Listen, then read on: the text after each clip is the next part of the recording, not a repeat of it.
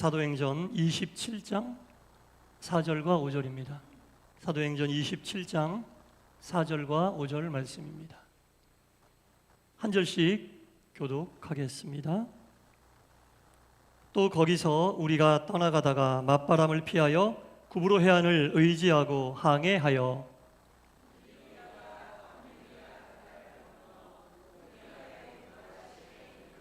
아멘. 5절까지예요. 주일 리브 예배에 참여하신 여러분 모두에게 하나님의 크신 은혜와 평강이 충만히 임하시기를 간절히 축원합니다. 네. 새벽에 사도행전을 계속 강해하고 있는데요. 쭉 강해하다가 이 부분은 우리 주일에 전체 성도님들과 함께 나눠야겠다라는 그 구절이 나오면 제가 킵을 하고 그 주일에 여러분과 함께 나눕니다. 오늘 본문 말씀이 여러분과 함께 나누고 싶은 그런 내용이었습니다. 사도행전을 전체적으로 보면요, 사도행전 전반부에는 성령에 대한 얘기가 나옵니다. 오직 성령이 너희에게 임하시면 너희가 권능을 받고 예루살렘과 온 유대와 사마리아와 땅끝까지 이르러 내 증인이 되리라. 성령에 대한 얘기가 나오고, 두 번째 단락으로 가면 베드로에 대한 얘기가 대부분입니다. 그리고 중반 이후부터는 전부 사도 바울 얘기예요. 사도행전이 이렇게 크게 셋으로 나눕니다. 성령, 베드로, 사도 바울, 셋으로 나누는데 지금 이제 후반부를 다루고 있어 사도 바울 얘기입니다. 자, 이 사도 바울이 사역을 한참 하던 그 시기에는 온 세계를 지배하던 나라가 로마였습니다. 온 세계를 지배하던 나라가 로마였는데, 이 로마에는 선교사가 복음을 들고 들어간 적이 한 번도 없습니다. 로마에는 선교사가 복음을 들고 들어간 적이 한 번도 없어요. 그런데 로마에는 그리스도인들이 있어요. 복음을 전하러 들어간 선교사가 한 사람도 없는데 자생적으로 로마에 그리스도인들이 있다라는 얘기입니다. 성경을 쭉 읽다 보면, 특별히 사도행전 앞부분을 읽다 보면 어떻게 로마에 자생적인 그리스도인들이 생겼을까? 복음을 들고 들어간 선교사가 한 명도 없었는데 어떻게 생겼을까? 근거가 되는 이야기들이 좀 나와요. 사도행전 2장에 그런 얘기들이 나오는데 2장 10절에 보면 이런 얘기가 있어요. 로마로부터 온 나그네와 유대인들이 사도들이 전하는 복음을 들었다. 이런 얘기가 나옵니다. 로마로부터 온 나그네와 유대인들이 사도들이 전하는 복음을 들었다. 이 사도행전 2장에 보면, 이 말씀이 나오는 2장에 보면 그 유대인들의 오순절 절기를 보내고 있는 내용이 나오거든요. 오순절이 되면 이스라엘 아래에 있는 유대인은 물론이고 전 세계로 흩어졌던 모든 유대인들이 다 오순절을 지키기 위해서 예루살렘 성전으로 모여요. 그리고 함께 오순절 축제를 보냅니다. 그런데 그 모여있는 유대인 가운데 로마에 살고 있는 유대인들도 왔다는 얘기예요. 흩어졌던 유대인들이 로마에도 살았고 다 살았을 거 아니에요? 근데 오순절 절기를 맞아서 로마로 이주했었던 유대인들이 예루살렘에 왔는데, 그 당시 이 사도들이 성령 충만함으로 복음을 전했거든요. 그러니까 성령 충만한 사도들에게 복음을 들은 로마에 살고 있던 유대인들이 예루살렘에 와서 그 복음을 듣고 절기가 끝나고 로마로 돌아가서 그 받은 복음을 나누었다. 이게 대부분의 로마의 자생적인 그리스도인들이 생겼다고 보는 근거입니다. 그러지 않고는 로마의 그리스도인들이 자생적으로 생겼다 보는 근거를 찾을 수가 없어요. 그러니까 축제를 맞아 흩어졌던 유대인들 가운데 로마로 이민 갔던 사람들이 오순절 축제를 하러 왔다가 복음을 듣고 집에 돌아가 로마에 가서 나 은혜 너무 많이 받았어. 그리고 옆집에 있는 로마에 같이 이주했던 유대인들이 있을 거 아니에요? 막 복음을 전한 거예요. 그래서 자생적으로 로마에 그리스도인들이 생겼다. 열심히 모여서 예배도 드리고 열심히 이제 신앙생활 했겠죠. 그런데 한계가 있어요. 영적인 리더가 없는 가운데 신앙생활 한다는 건 너무 힘든 일이에요. 성령 충만한 사도들의 이야기, 복음을 들었으나 한계가 있을 거 아닙니까? 평신도들끼리 한계가 있을 거 아니에요. 그래서 늘 갈급해요. 로마에 있는 그리스도인들은 늘 말씀에 갈급하고 늘 예수님이 궁금하고 언제나 이런 갈급함의 상황 속에 있는데, 그 동시간대에 사도행전 후반부의 주인공인 사도 바울은 어디에 있었느냐? 고린도라고 하는 곳에 있었어요. 3차 전도 여행을 하는데 고린도라는 곳에 있었어요. 동시간대에 로마에 있는 그리스도인들이 자생적으로 믿음을 가지고 신앙생활 하라 갈급한 심령에 있을 때에 동시간에 사도 바울은 고린도라는 곳에서 3차 전도 여행을 하고 있었는데 이 로마에 있는 그리스도인들의 소식이 고린도에 있는 바울에게 들립니다. 너무너무나 바울의 마음이 감동이 오고 안타까움이 오는 거예요. 그래서 내가 글로라도 그들에게 복음을 가르치고 예수님을 전해야겠다. 열심히 한자 한자 꾹꾹 눌러 쓴 게 로마서예요. 로마에 있는 그리스도인들이 자생적으로 영적인 지도자 없이 신앙생활을 한다 하니 복음을 전하러 다녔던 사도 바울이 얼마나 안타깝겠습니까? 내가 지금 당장은 로마로 못 가나? 그 안타까움을 글로 한자 한자 꾹꾹 눌러서 예수님은 누구고 복음은 무엇이고 은혜는 무엇이고 이렇게 써서 로마로 보냈어요. 그게 로마에 있는 그리스도인들이 편지로 받은 로마서다. 그래서 로마서는 교리적인 말씀이고 로마서는 신학적인 말씀이에요. 왜? 로마에 있는 그리스도인들에게 설교할 수 없으니까 편지로 설교한 거예요. 복음과 예수님이 누구고 로마에 있는 그리스도인들이 얼마나 좋았겠어요. 갈급함이 해소가 됐겠죠. 그것을 매일 읽으면서 예수님은 이렇대, 복음은 이렇대, 은혜다 이렇게 막 하는데 그것도 또 한계가 있는 거예요. 서면으로는 한계가 있잖아요. 너무너무나 막 갈급함이 더한 거예요. 순간적인 갈증은 해결이 됐으나 결국에는 그걸 볼수록 더 믿음과 신앙에 대한 갈증이 막 타오르는 거예요. 로마에 그런 그리스도인들이 있다는 이야기를 바울이 들었는데 바울이 편지를 쓰고 그렇게 세 번째 전도 여행을 하면서 로마의 소식을 듣고 이런 어떤 동시간대의 사건이 벌어지고 있는데 어느 날 로마에 있는 그리스도인들에게 이런 소문이 들리는 거예요. 우리에게 편지글로 믿음을 가르쳐 주셨던 바울 선생님이 로마로 온대. 이런 소문이 들리는 거예요. 이런 소문이 들리는 거예요. 그러니까 로마에 있는 그리스도인들이 얼마나 좋았겠어요. 처음에 갈증을 편지글로 우리에게 믿음의 해소를 해주셨던 그분이 이제 직접 오셔서 우리에게 말씀을 전해주신데 얼마나 기대하고 부풀었겠어요. 얼마나 기대하고 부풀었겠습니까? 그렇게 하루하루를 힘들고 어렵고 괴로웠지만 바울이 와서 우리의 영적인 그런 궁금증과 신앙의 어려움들을 해소해 줄 날을 기다리면서 바울을 기다리고 있었습니다. 그 한참 로마의 그리스도인들이 바울을 기다리고 있을 때 오늘 본문 말씀의 시기는 바울이 세 번째 전도 여행을 마치고 로마로 가고 있는 과정이 오늘 본문이에요. 시간이 그렇게 돼 있어요. 바울은 지금 로마 군인들의 호송을 왜 받는지는 새벽에 나오세요. 아주 자세하게 제가 30분씩 설교합니다. 이것만 갖고. 그러니까 30분이라고 또 안 나오실지 모르겠다. 짧게 해요. 로마 군인들의 호송을 받고 지금 로마로 가고 있는 거예요. 로마에 있는 그리스도인들은 오래 전부터 바울을 기다리고 사모하고 있어요. 근데 바울이 로마로 가고 있는 시간이 너무 더뎌요. 그런데 그리스도인들은 하루하루가 일각이 여삼추야. 빨리 왔으면 좋겠어. 거기 플러스해서 뭔가 기다릴 때에는 더 못 기다리게 하는 요소들이 막 방해하잖아요.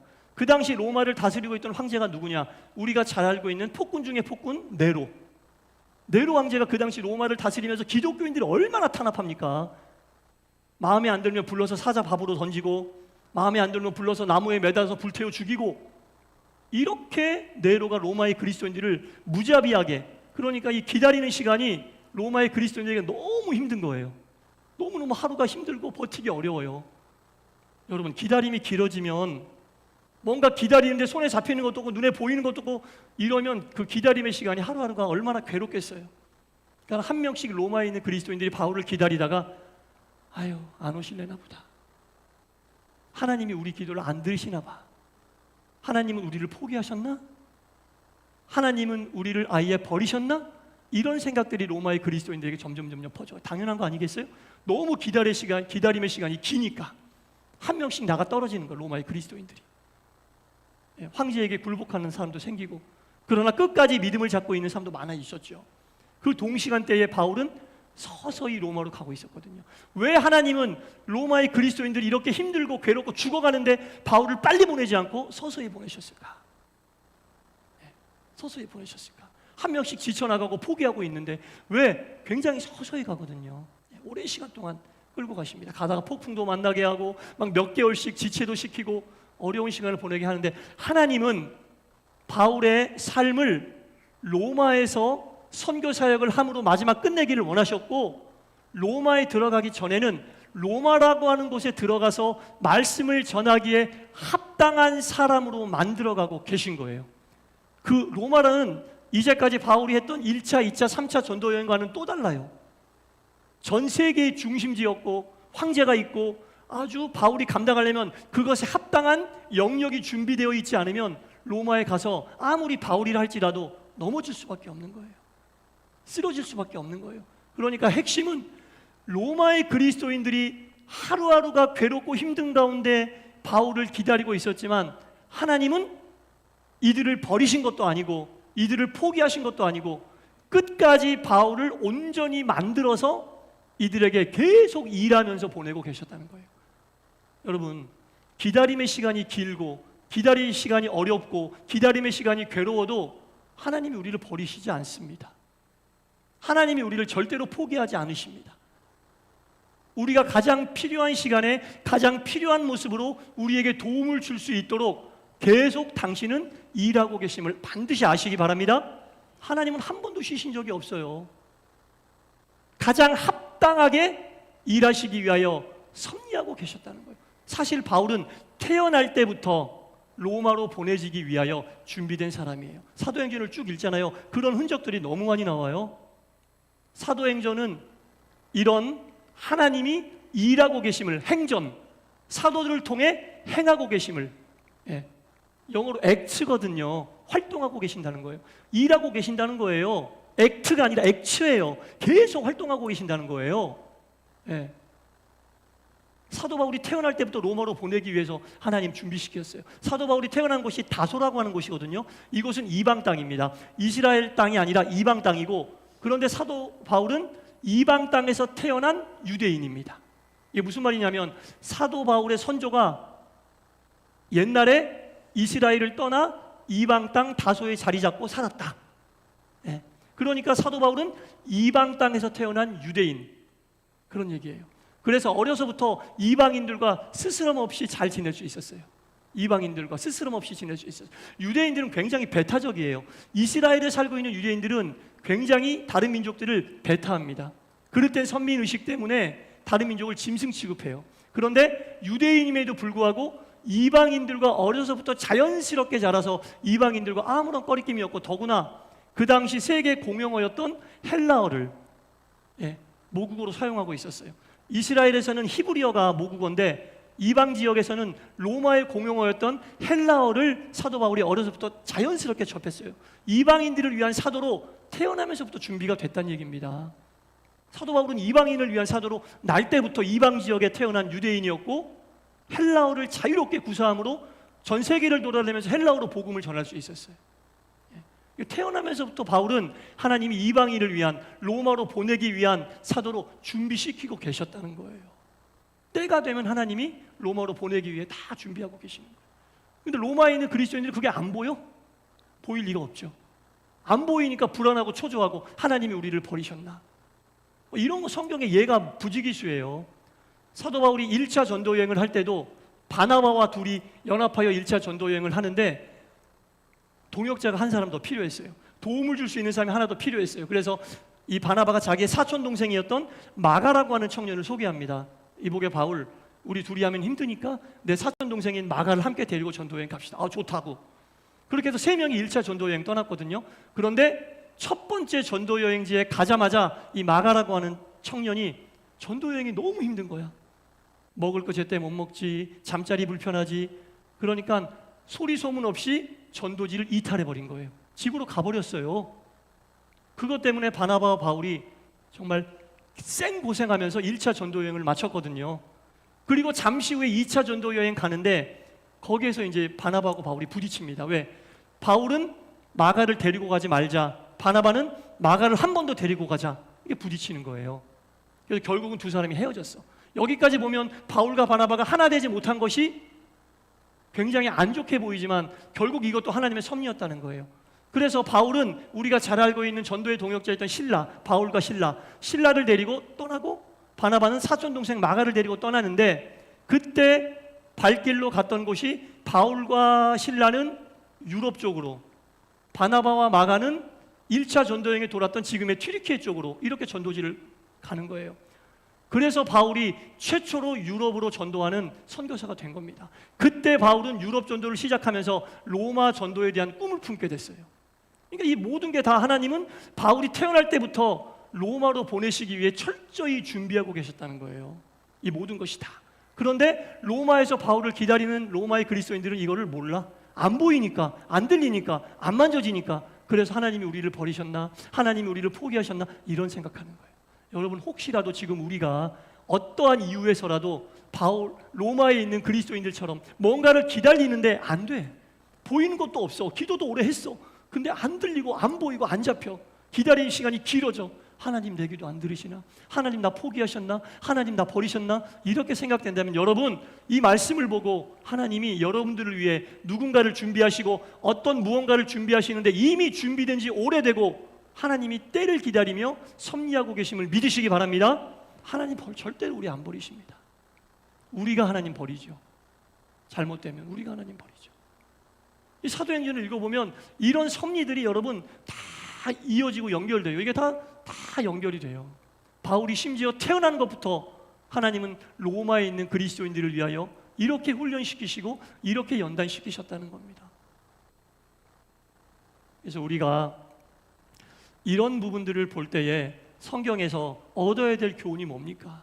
얻어야 될 교훈이 뭡니까? 하나님은 내가 나오기 이전부터 나를 위해 섭리하셨고 지금 내가 존재하는 이 시기에도 나를 위해 섭리하고 계시고 앞으로도 섭리하실 것이라는 믿음이 우리 가운데 있어야 한다라는 겁니다. 하나님은 절대로 쉬신 적이 한 번도 없다라는 것을 우리는 알아야 한다라는 겁니다.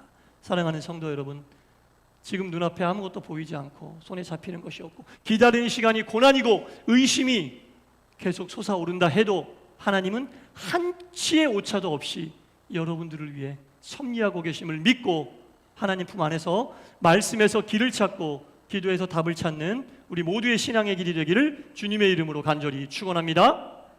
기도하겠습니다. 하나님, 한 번도 나를 잊으신 적이 없고 지금도 잊지 않고 계시고 앞으로도 잊지 않으실 하나님을 믿습니다. 하나님, 지금 내 눈에 보이지 않고 내 손에 잡히지 않는다 해서 나를 버리셨나? 나를 떠나셨나? 나를 포기하셨나? 이런 생각들을 경계하게 하여 주시옵소서.